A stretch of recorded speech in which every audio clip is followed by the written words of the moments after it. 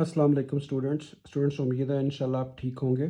तो आज इंशाल्लाह हम शुरू कर रहे हैं एक्सरसाइज 11.3 जिसमें हम एक नई चीज़ सीखेंगे। तो इसके फर्स्ट क्वेश्चन की तरफ चलते हैं। मैं साथ साथ आपको इंशाल्लाह सारे के सारे फार्मूले भी बताता जाऊंगा, इसकी एप्लीकेशन भी बताता जाऊंगा। तो इसमें एक्चुअली हमने क्या करना है, हमें एक फ़ंक्शन दिया जाएगा जिसमें हमने मैक्सिमम और मिनिमम वैल्यू उस फंक्शन की फाइंड आउट करनी है। तो क्वेश्चन की तरफ चलते हैं। क्वेश्चन के अंदर इंशाल्लाह आपको डिटेल से सारी बातें एक्सप्लेन करने की पूरी कोशिश करूंगा। तो क्वेश्चन ये है, इसमें लिखा हुआ है find the maximum and minimum values. ठीक है, आपने मैक्सिमम और मिनिमम वैल्यू फाइंड आउट करनी है। फंक्शन हमें क्या गिवन है, 3 माइनस साइन 3x। ठीक है, 3 माइनस साइन 3x। तो अभी आपने पहला स्टेप ये करना है, क्वेश्चन नंबर 1 के तमाम पार्ट्स में आपने गिवन फंक्शन को एफ ऑफ एक्स का नाम देना है। ये आपका फर्स्ट स्टेप है। तो आपने इस फंक्शन को एफ ऑफ एक्स का नाम दे दिया। अभी स्टूडेंट्स ये एक फॉर्मूला है जिससे आपने कंपैरिजन करना है। तो आपने लिखना है comparing with F of X is equal to A plus B sine C x.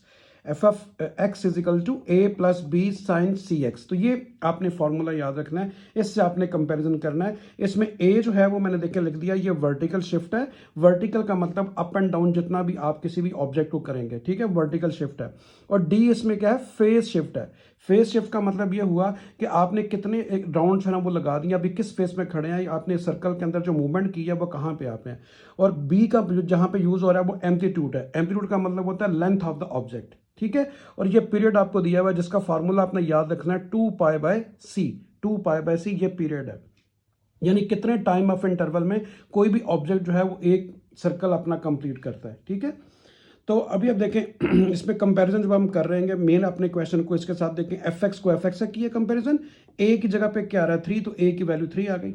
और बी आपका क्या है, जो साइन का कोफिशिएंट है, यहाँ पे साइन का कोफिशिएंट क्या है 1 और साथ क्या है माइनस, तो बी की वैल्यू -1 आ गई। ठीक है स्टूडेंट्स, यहाँ पे अगर लिखा होता ना 5 साइन, तो फिर आपका 5 जो है वो बी की वैल्यू होती। यहाँ पे देखिए कुछ नहीं लिखा हो तो 1 तो होता है, साथ माइनस है, तो बी की वैल्यू -1 आ गई। ठीक है जी, अभी हम फाइंड आउट करते हैं मैक्सिमम वैल्यू। तो maximum value of the F of x, ये जो फंक्शन हमें दिया गया इसकी मैक्सिमम वैल्यू, उसका फार्मूला आपने याद रखना है बेटा। उसको मैंने कैपिटल एम से रिप्रेजेंट किया, ए प्लस बी मॉडुलस। ठीक है, इसको मॉडुलस भी कहते हैं, एब्सोल्यूट भी कहते हैं। ठीक है, तो ए प्लस बी एब्सोल्यूट। तो ए की वैल्यू क्या है 3, उसके बाद प्लस आ गया, बी की वैल्यू क्या है -1। तो एब्सोल्यूट का मतलब होता है इसके अंदर जो भी वैल्यू माइनस हो प्लस हो उसे प्लस कंसिडर करना है। तो देखिए जब मैंने एब्सोल्यूट खत्म किया तो वो -1 की बजाय +1 आ गया। तो 3 + 1 4, 4 जो है इस फंक्शन की क्या आ गई, मैक्सिमम वैल्यू। अभी हम चलते हैं मिनिमम वैल्यू की तरफ। तो मैं लिखूंगा minimum value of F of X. तो ये जो एफ ऑफ एक्स दिया गया इसकी मिनिमम वैल्यू।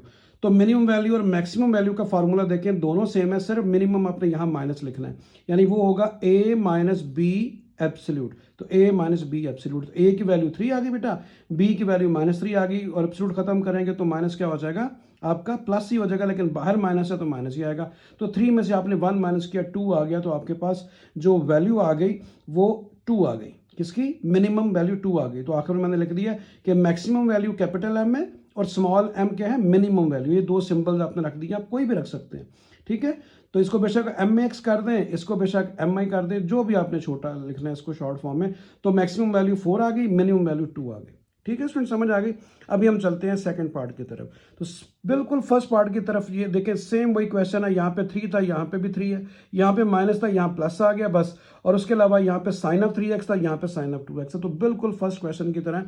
तो सबसे पहला स्टेप क्या है, फंक्शन को आपने एफ ऑफ एक्स का नाम देना है, यानी 3 + sin 2x। उसके बाद कंपेरिजन करेंगे किसके साथ, F of X is equal to A plus B sine C X. वही देखिए फार्मूला जो मैंने आपको बताया उसी से आप कंपैरिजन करेंगे। तो आपका फर्स्ट वन जो होता है वो ए की वैल्यू होती है। देखिए ए से कंपैरिजन करेंगे तो ए की वैल्यू 3 आ गई, और बी का कोफिशिएंट, साइन का कोफिशिएंट क्या होता है बी, तो साइन का कोफिशिएंट यहाँ पे क्या है 1, तो बी की वैल्यू 1 आ गई। ठीक है, समझ आ गई। अभी maximum value of the F of X, उसका फार्मूला क्या है, capital M is equal to A plus B. Capital M मतलब मैक्सिमम वैल्यू को एम से रिप्रेजेंट किया गया, तो वो ए प्लस बी एब्सोल्यूट आ गया। तो ए की वैल्यू 3 आ गई, बी की वैल्यू 1 आ गई। तो एब्सोल्यूट खत्म करेंगे तो 1 नहीं आएगा, तो 3 + 1 4। तो मैक्सिमम वैल्यू जो है ना गिवन फंक्शन की स्टूडेंट 4 आ गई। उसके बाद minimum value of the F of X is, उसका formula a minus B absolute. तो b की वैल्यू 1, a की वैल्यू 3, तो ये क्या आएगा 3 - 1 यानी 2। तो आपके पास मिनिमम वैल्यू 2 आ गई और मैक्सिमम वैल्यू 4 आ गई। ठीक है स्टूडेंट, तो देखिए बिल्कुल आसान, दोनों पार्ट 1 और 2 दोनों एक जैसे ही हैं। तो अगले पार्ट की तरफ मूव करते हैं। तो ये हमारे पास आ गया थर्ड पार्ट। तो थर्ड पार्ट में क्या लिखा हुआ है बेटा, कि 1/2 प्लस साइन 5x प्लस पाए। तो सबसे पहले फंक्शन को एफ ऑफ एक्स का नाम दिया, ठीक है, कंपेयर कर लिया। उसी तरह ही F of X is equal to A plus sine C X plus D. अभी आपको याद हो चुका होगा कि A plus B sine C X plus D से आपने करना है। अगर एक वैल्यू एडिशनल बीच में आ जाए, पहले क्या था साइन ऑफ 5x था, अभी बीच में क्या आ रहा है प्लस पाए, तो आपने फार्मूला जो है सी एक्स में एक डी भी ऐड कर देना है, ठीक है। तो आपने कंपैरिजन फार्मूला पहले पढ़ा था ए plus B sine C x, अभी आप लिखेंगे ए plus B sine C X plus D. अगर कोई चीज़ बीच में एंगल में प्लस हो रही हो तो आप प्लस डी लिख देंगे। तो उसी तरह कंपैरिजन करना है। आप देखें ए की वैल्यू क्या आ गई 1/2 और बी की वैल्यू कौन सी होती है जो साइन का कोफिशिएंट होता है, तो साइन का कोफिशिएंट 1 है तो बी की वैल्यू 1 आ गई। अभी आप लिखेंगे maximum value of the F of x, वो क्या होगी ए प्लस बी एब्सोल्यूट। ए की वैल्यू 1/2, बी की वैल्यू 1, तो 1/2 प्लस 1 कितना हो गया 3/2, तो मैक्सिमम वैल्यू 3/2 आ गई। उसके बाद minimum value of the F of X, उसका फार्मूला ए माइनस बी, उसको स्मॉल एम से रिप्रेजेंट करते हैं। बी एब्सोल्यूट, बी की वैल्यू 1 है, ए की वैल्यू 1/2, तो 1/2 से जब आप -1 करेंगे तो माइनस का 1/2 आएगा। तो मैक्सिमम वैल्यू 3/2 आ गई और मिनिमम वैल्यू -1/2 आ गई। ठीक है स्टूडेंट्स, अभी चलते हैं फोर्थ पार्ट की तरफ। तो सेम उसी तरह गिवन फंक्शन को आपने क्या करना है एफ ऑफ एक्स का नाम देना है। कंपेयर किससे करना है, आपने वही F of X is equal to A plus, उधर साइन लिखा था इधर कॉज है तो आप कॉज लिख लेंगे, साइन भी लिख सकते हैं। ये देखिए मैंने साइन ही लिखा है स्टैंडर्ड में, आपकी मर्जी है इस फार्मूले की जगह पे कॉस भी लिख सकते हैं, ठीक है कॉस। तो ये ए plus B cos C X plus D बोल दें या फिर साइन लिख दें, डजंट मैटर। तो देखिए ए की वैल्यू आपके पास क्या आ गई 3/2 और बी की वैल्यू कौन सी होती है जो साइन या कॉस का कोफिशिएंट हो यानी कि 1। तो maximum value of the F of X A plus B absolute, B की वैल्यू 1 आ गई, ए की वैल्यू 3/2, तो 3/2 प्लस 1 करेंगे तो एलसीएम लेंगे तो आपके पास 5/2 आ जाएगा स्टूडेंट्स। तो मैक्सिमम वैल्यू आपके पास आ गई 5/2। अभी आप मिनिमम वैल्यू लेंगे तो मिनिमम वैल्यू का फार्मूला क्या है एफ ऑफ एक्स का ए माइनस बी एब्सोल्यूट। तो ए की वैल्यू 3/2, बी की वैल्यू 1 आ गई, तो 3/2 माइनस 1, इसका एलसीएम लेंगे तो आपके पास 1/2 आएगा। ठीक है स्टूडेंट्स, इसका एलसीएम लेंगे देखिए 2 आएगा, ऊपर आएगा 3 - 2, 3 में से 2 निकालेंगे 1, तो 1/2। तो मिनिमम वैल्यू आ गई आपके पास 1/2 और मैक्सिमम वैल्यू आ गई आपके पास 5/2। ठीक है, आगे चलते हैं स्टूडेंट्स। ये हमारे पास आ गया फिफ्थ पार्ट। इसमें लिखा हुआ है 1 - 3 cos 2x। तो उसी तरीके से आप कंपैरिजन लिखेंगे बेटा। सबसे पहले फंक्शन को एफ ऑफ एक्स का नाम दिया और उसके बाद आप क्या करेंगे, आप लिखेंगे comparing with a plus B cos C X. तो मैंने कहा था जब कॉस आए तो यहाँ पे कॉस लिख लें। अभी आप देखें a की वैल्यू 1 आ गई और b की वैल्यू कौन सी होती है जो कॉस का कोफिशिएंट है। तो कॉस का कोफिशिएंट क्या 3, तो b की वैल्यू 3 आ गई, साथ क्या लिखा हुआ माइनस, तो माइनस आ गया। अभी आप क्या लिखेंगे, अभी आप लिखेंगे maximum value of the F of X. तो maximum value of F X क्या होता है formula a plus B absolute. A की वैल्यू 1 आ गई, बी की वैल्यू -3 आ गई, तो एब्सोल्यूट की वजह से जो माइनस है ये खत्म हो जाएगा, तो 1 + 3 आ जाएगा। तो 4 आपके पास maximum value of the given function आ गई। उसके बाद minimum value of the F of X, उसका formula a minus B absolute. A की वैल्यू 1 आ गई, बी की वैल्यू -3 आ गई, एब्सोल्यूट की वजह से क्या होगा माइनस भी प्लस हो जाएगा, लेकिन बाहर माइनस है तो 1 - 3 आ गया, तो -2 इसकी मिनिमम वैल्यू आ गई। ठीक है स्टूडेंट्स, अभी चलते हैं अगले पार्ट की तरफ। देखिए तकरीबन सारे के सारे पार्ट्स एक जैसे ही हैं, ठीक है, एक ही फॉर्मूला बार बार रिपीट कर रहा हूँ। तो फंक्शन को आपने एफ ऑफ एक्स का नाम दिया और उसके बाद फार्मूला लिखा कंपेयरिंग के लिए a plus B sine C X plus D. ठीक है, एंगल में कोई चीज़ प्लस हो रही हो तो आप सी एक्स प्लस डी लिख दें, अदरवाइज सी एक्स काफ़ी होता है। तो अभी आप देख कंपैरिजन करें, a की वैल्यू 1 और b कौन सी वैल्यू होती है जो साइन के साथ लिखी होती है, साइन के साथ 2 लिखा है तो b की वैल्यू 2 आ गई। अभी maximum value of the F of X क्या आएगी, m = a b एब्सोल्यूट। तो b की वैल्यू 2, a की वैल्यू 1, 2 + 1 3, तो मैक्सिमम वैल्यू 3 आ गई। Minimum value of the function वो क्या आएगी, देखिए a माइनस जो है ना b आपके पास आ गई, तो b एब्सोल्यूट। तो b की वैल्यू 2 आ गई, a की वैल्यू 1 आ गई, तो 1 - 2 कितना आ गया -1। तो मिनिमम वैल्यू -1 और मैक्सिमम वैल्यू 3। ठीक है स्टूडेंट्स, अभी आगे चलते हैं। तो देखिए ये हमारे पास आ गया 7th पार्ट। तो 7th पार्ट थोड़ा सा चेंज है क्योंकि इसमें फंक्शन जो है वो डिवीजन में यानी रेसिप्रोकल फॉर्म में लिखा हुआ है, डिवीजन में लिखा है। आपने क्या करना है, सबसे पहले इस फंक्शन को सॉल्व करना है और बाद में इसकी मैक्सिमम और मिनिमम वैल्यू फाइंड आउट करनी है। पहले इस फंक्शन नीचे वाले को सॉल्व करना है। तो मैंने सबसे पहले फंक्शन को आपने उसी तरह एफ ऑफ एक्स का नाम देना है। तो मैंने लिखा है first we find maximum and minimum value of the 10 - 2 sin 3x। ठीक है, पहले हम इसकी वैल्यू फाइंड करेंगे। ठीक है, बात समझाई, फिर मैक्सिमम और मिनिमम की तरफ जाएंगे। तो मैंने ये जो फंक्शन अभी आपने जो नीचे लिखा है 10 - 2 sin 3x, इसको g ऑफ x का नाम दे दें। ठीक है, चेंज करने के लिए, क्योंकि main function F of x है और अभी आपने जब इसको सिंपल सॉल्व कर रहे हैं तो आपने उसको जी ऑफ एक्स का नाम दे दिया। अभी आप उसी तरह सॉल्व करेंगे जैसे पिछले पार्ट किए।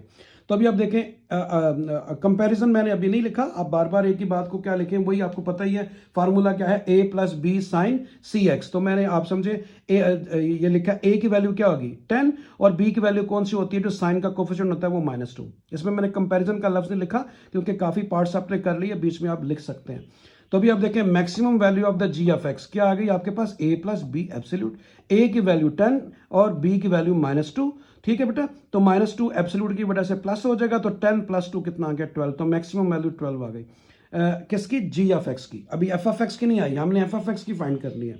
अभी आप लिखेंगे minimum value of the G of X, तो उसका formula a minus B absolute. तो अभी आप देखें b की वैल्यू लगा दें -2, तो एब्सोल्यूट की वजह से माइनस जो है वो खत्म हो जाएगा, +2 आ जाएगा, बाहर माइनस है तो -2 10 -2 आपके पास 8 आ गया, मिनिमम वैल्यू 8 आ गई। अभी आपने एक्चुअली क्या करना है, आपने एफ ऑफ एक्स की मैक्सिमम और मिनिमम वैल्यू फाइंड करनी है। तो आपने लिखा hence the maximum value of the F of x. अभी आपने एफ ऑफ एक्स की जब मैक्सिमम वैल्यू फाइंड करनी है स्टूडेंट्स, तो उसका फार्मूला 1/m होगा, यानी जो आपने मिनिमम वैल्यू फाइंड की है उसको 1 से डिवाइड करेंगे तो आपके पास maximum value F of X की आएगी। ठीक है, इस बात को आपने बस अपने याद रखना है, ये पार्ट इसलिए चेंज है कि जो भी आपके पास जो मिनिमम वैल्यू आपके पास आई है उसको जब 1 से डिवाइड करेंगे तो आपके पास मैक्सिमम वैल्यू मेन फंक्शन यानी एफ ऑफ एक्स की आएगी। तो उसका मैंने फार्मूला 1/m लिख दिया, m की वैल्यू 8 आई है तो 1/8, तो maximum value of the F of X क्या आ गई 1/8। इसी तरह ही आप लिखेंगे minimum value of the F of X, उसका फार्मूला 1 जो आपके पास maximum value F of G of X की आई थी, तो जी ऑफ एक्स की मैक्सिमम वैल्यू क्या आई थी आपके पास, मैक्सिमम वैल्यू बेटा 12 आई थी, तो आप लिख देंगे 1/m यानी 1/12। तो 1/12 जो है ना वो आपके पास क्या आ गई value, minimum value of the F of X आ गई। तो आपको स्टूडेंट समझ आ गई। सबसे पहले जो डिनोमिनेटर में फंक्शन दिया गया है उसको आप एक नया नाम दे दें जी ऑफ एक्स का, और उसी तरह उसकी मैक्सिमम और मिनिमम वैल्यू फाइंड करें। जब आपके पास वो वैल्यू आ जाए स्टूडेंट, तो फिर आपने क्या करना है, आपने main function F of X की वैल्यू फाइंड करनी है। तो एफ ऑफ एक्स की वैल्यू जो मैक्सिमम होगी वो क्या होगी 1/m यानी मिनिमम, तो वो आपने 8 लिख दिया, और जो मिनिमम होगी 1/M, कैपिटल एम का मतलब maximum value of G of X. तो जी ऑफ एक्स की जो मैक्सिमम वैल्यू है वो 12 है, तो 1/12। तो इसी तरीके से स्टूडेंट इसका ये वाला पार्ट भी है, इसको भी देखें करते हैं। तो सबसे पहले आपने लिखा कि first we find the maximum and minimum value of the 7 + 3 cos -2x।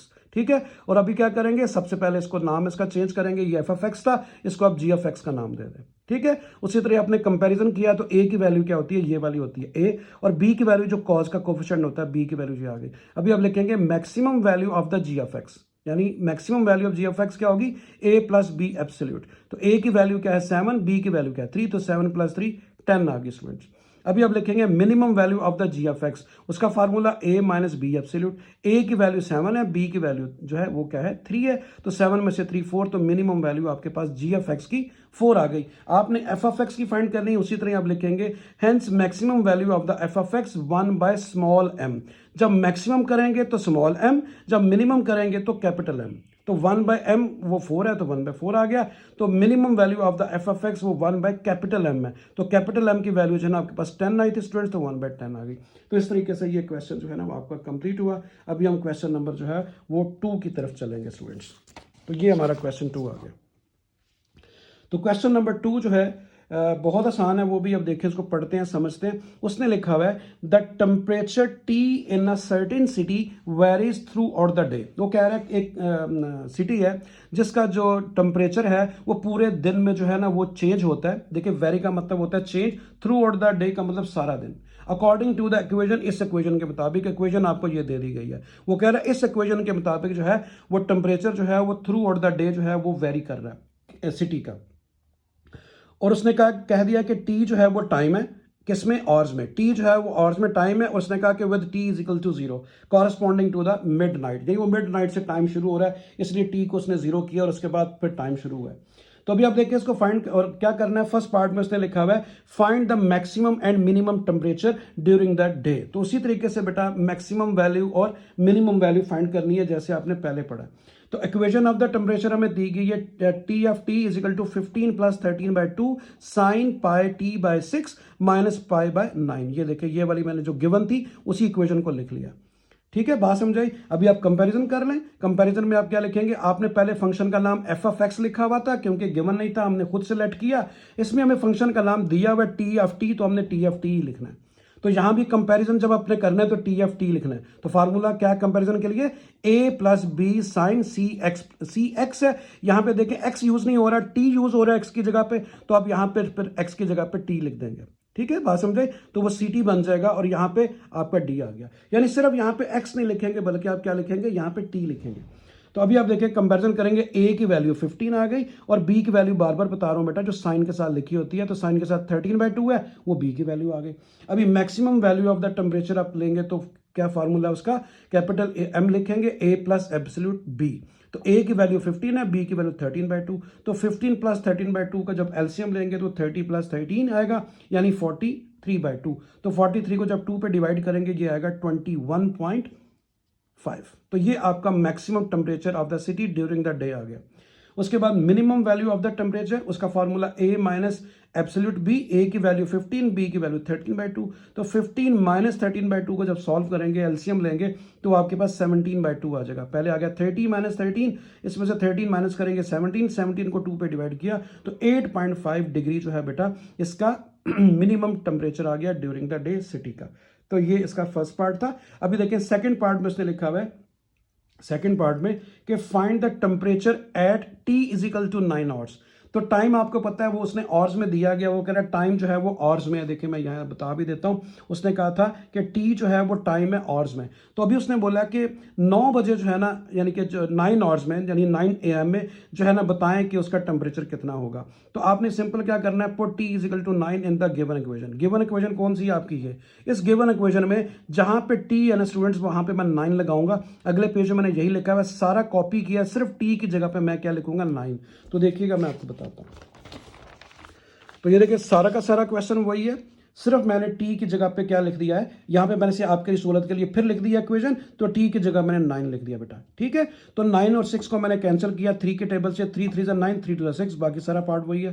फिर उसके बाद मैंने क्या किया बेटा, मैंने पाए बाय 3/2, इसको जब मैंने सॉल्व किया 270 आ गया। पाए को 180 लिखे, 180 को 3 से मल्टीप्लाई करें, 2 से डिवाइड करें तो 270, और पाए बाय 9 जो है ना वो आपने क्या लिख दिया, आपने लिख दिया इसमें 20।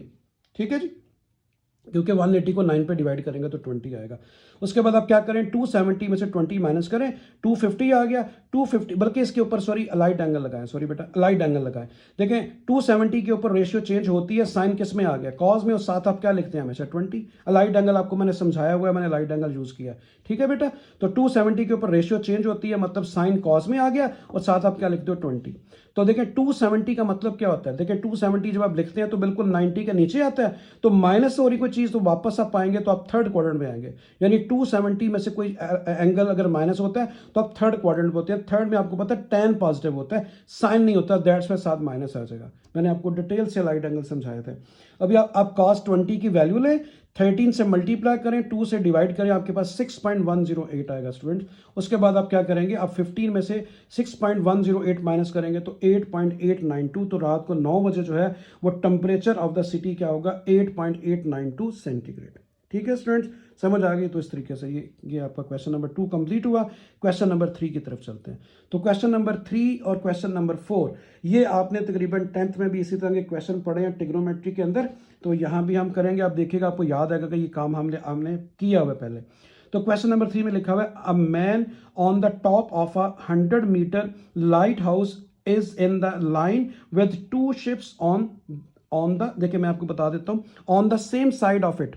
क्या ये देखें, ये 100 मीटर की हाइट है, 100 मीटर की हाइट है। ये एक लाइट हाउस है, अक्सर आपने देखा होगा शिप्स जब दूर से आ रहे होते हैं तो एक लाइट हाउस बना होता है जहां से वो लाइट से चेक करते हैं कि वो शिप कहां पे है, या शिप को भी गाइडलाइन मिलती है कि हम अभी जो है वो किनारे की तरफ वापस जा रहे हैं, तो वो लाइट हाउस होता है। तो लाइट हाउस जो है ना उसकी हाइट जो है वो 100 मीटर है। ये एक लाइट हाउस है जिसकी 100 मीटर जो है ना वो हाइट है, और जो ना 2 शिप हैं। देखें ये शिप मैंने लिख दिया, इसको मैंने शिप 1 और इसको शिप 2 का नाम दे दिया। ये 2 शिप हैं, ठीक है, 2 शिप हैं। तो अ man on the top of the of 100 light house. ये लाइट हाउस के टॉप के ऊपर बंदा बैठा हुआ है, यहाँ से वो देख रहा है, दो उसको शिप्स नजर आ रहे हैं, एक D1 के नाम से मैंने सॉरी एक मैंने 1 के नाम से दिया, एक 2 के नाम से, दो शिप उसको नजर आ रहे हैं और वो दोनों सेम ही साइड पे हैं, मतलब कोई इस साइड पे नहीं है, सेम लाइन पे आ रहे हैं, सेम लाइन पे क्वेश्चन के अंदर लिखा हुआ है।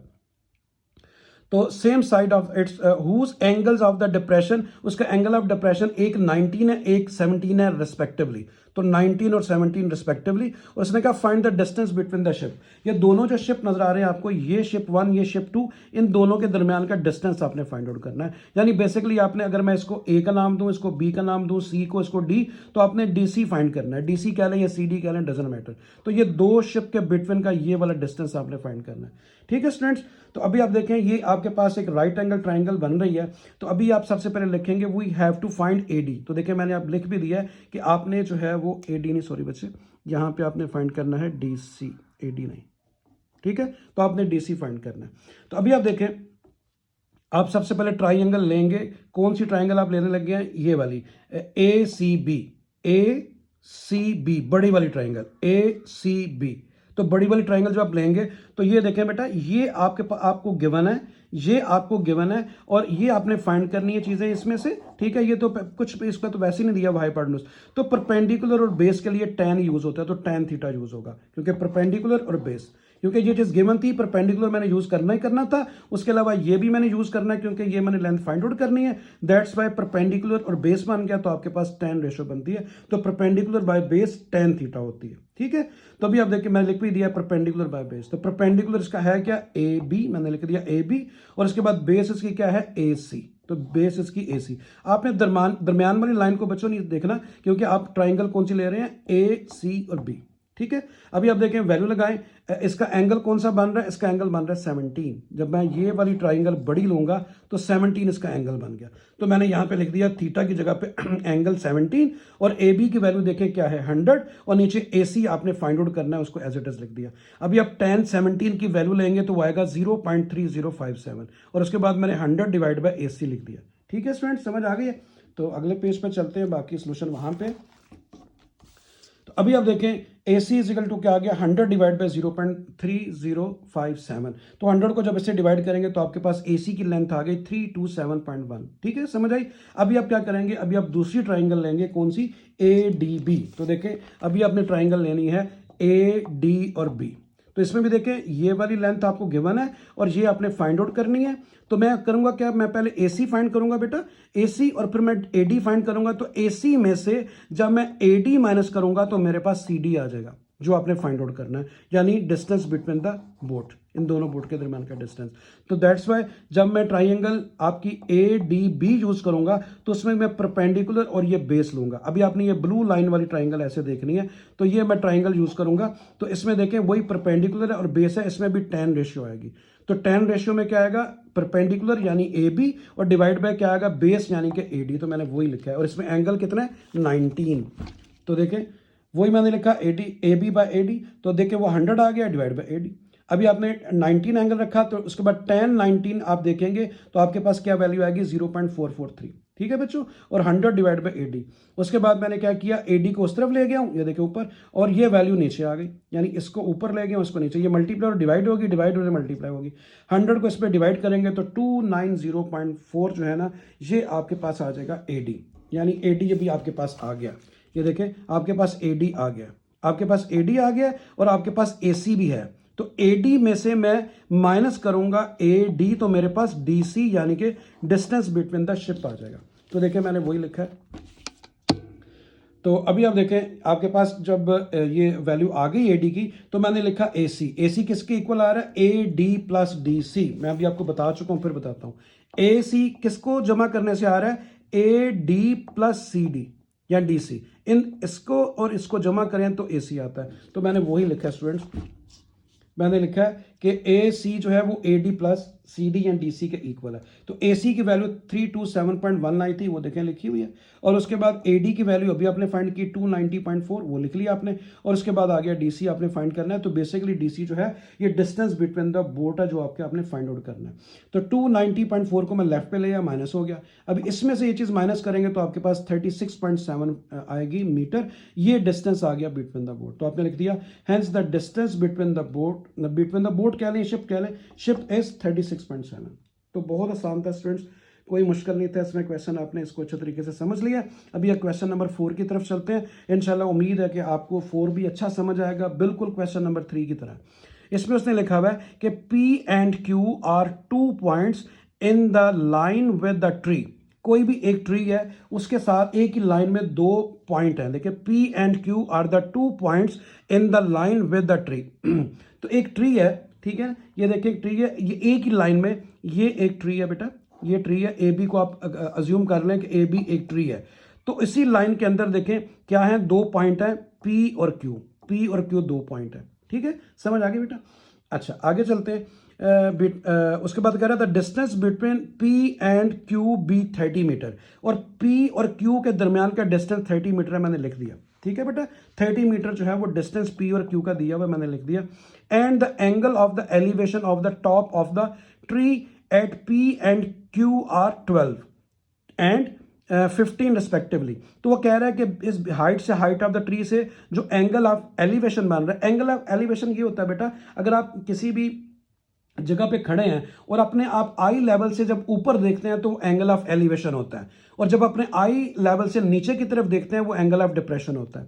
तो उसने एंगल ऑफ एलिवेशन आपको 15 और 12 दिया है रिस्पेक्टिवली, और उसने कहा क्या फाइंड करो, find the height of the tree. तो ये हमने height of the tree find करना है। पिछले क्वेश्चन में इन दोनों का डिस्टेंस फाइंड किया था, हाइट दी हुई थी, इसमें height of the tree find करनी है और डिस्टेंस हमें गिवन है। वो देखें पहले हमने यही फाइंड किया था, यहाँ पे शिप 1 था, यहाँ पे शिप 2 था। तो उसी तरीके से सॉल्व करेंगे। अब देखें स्टूडेंट, सबसे पहले मैंने ट्राइंगल ले ली A Q B, triangle A Q B, छोटी वाली ए, आप बड़ी भी ले सकते हैं, पहले कोई फर्क नहीं पड़ता, दोनों को सॉल्व करना है, जोन से मर्जी पहले ले सकते हैं। तो ट्राइंगल ए क्यू बी मैंने ले लिया, ट्राइंगल ए क्यू बी। तो देखें बेटा इसमें ये परपेंडिकुलर है, ये बेस है, तो tan लगेगा। तो परपेंडिकुलर इसका क्या है h, तो मैंने h लिख दिया। बेस इसकी क्या है ए क्यू, तो मैंने ए क्यू लिख दी, ठीक है। अभी इसके दरमियान एंगल कौन सा है, 15, तो मैंने 15 लिख दूंगा। और ए बी आपके पास क्या है h, तो मैंने h लिखा हुआ, ठीक है। और बेसिस की क्या है ए क्यू, तो ए क्यू लिख दिया। अभी मैं नेक्स्ट स्टेप में क्या लिखूंगा, यहां पे इसकी वैल्यू 15 लिखूंगा। तो देखिएगा आगे चलते हैं। तो ये देखिए मैंने थीटा की जगह 15 लिख दिया। तो tan जो बेटा 15 होता है, tan 15 वो 0.2679 होता है, तो मैंने वो लिख दिया। और इसके बाद h divide by A Q लिख दिया।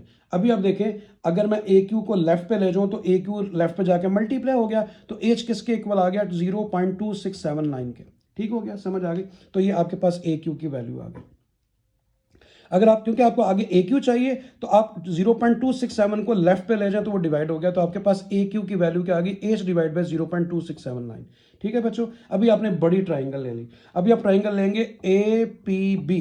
तो ट्राइंगल ए पी बी, देखिए स्टूडेंट्स ये आ गई ट्राइंगल आपके पास ए पी बी, बड़ी ट्राइंगल। इसका एंगल क्या है, 12 है, तो मैं थीटा की जगह 12 लिखूंगा। इसकी जो परपेंडिकुलर है, परपेंडिकुलर क्या है ए बी, तो ए बी लिखूंगा जो कि एच है। और इसकी बेस क्या है, इसकी बेस है ए पी, इसकी बेस है ए पी, ठीक है स्टूडेंट्स। तो मैंने वही लिखा है, आप देखिएगा। तो परपेंडिकुलर इसका क्या है, परपेंडिकुलर इसका एच है, और इसकी बेस क्या है ए पी। और उसके बाद मैंने थीटा की जगह पे क्या लिख दिया, 12 लिख दिया बेटा, और मैंने लिखा एच। और अभी आप देखें ए पी को मैंने डिस्ट्रीब्यूट करके लिख दिया, क्योंकि ए पी की डिस्ट्रीब्यूशन हुई है। ए पी की डिस्ट्रीब्यूशन किस में हुई है, ए क्यू प्लस क्यू पी, क्योंकि इस लेंथ को और इस लेंथ को आप प्लस करेंगे तो ए पी आएगा। तो मैंने इन दोनों को लिख दिया ए क्यू प्लस क्यू पी, किसके इक्वल है, ए पी के। तो मैंने अगले स्टेप में यही लिखा है, देखें मैंने इसको लिख दिया स्टूडेंट्स।